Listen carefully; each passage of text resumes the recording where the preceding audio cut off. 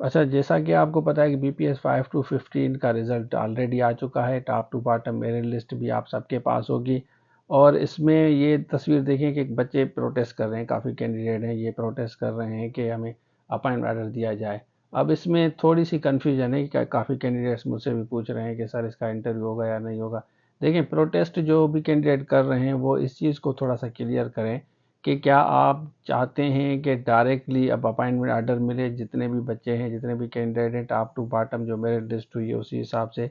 कुछ कैंडिडेट जिनका 40 plus score है, जो सिंपली पास हैं, वो ये कह रहे हैं कि इंटरव्यू होना चाहिए। वो इसलिए क्योंकि हो सकता है कि वो कह रहे हैं कि हमारे परसेंटेज इंटरव्यू में अच्छी आए, परफॉर्मेंस अच्छी हो तो हमारी सीट सिक्योर होगी। और जिनके 70 प्लस 80 प्लस मार्क्स हैं वो कह रहे हैं ये नहीं होना चाहिए। अब जब आप प्रोटेस्ट करते हैं तो क्या आप इस चीज़ को सपोर्ट करते हैं कि इंटरव्यू होना चाहिए या नहीं होना चाहिए, या उसमें आप डायरेक्टली ये कहते हैं कि टॉप टू बॉटम जो मेरी लिस्ट हुई है, जितनी वैकेंसीज आ रही हैं, वन बाय वन आप सबको दी जाए, जो जो बच्चे रिजर्विंग जैसे पीएसटी जीएसटी में हुआ था। तो एक तो ये चीज़ आप क्लियर करें।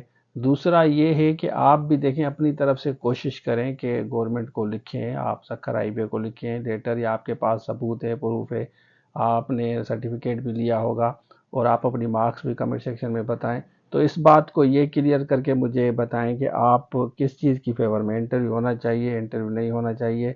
तो हम इसको, जैसे आप कह रहे थे कि आप इसको प्रमोट करें 5 to 15 के बारे में, तो मैंने स्पेशली इसके लिए वीडियो बनाई है।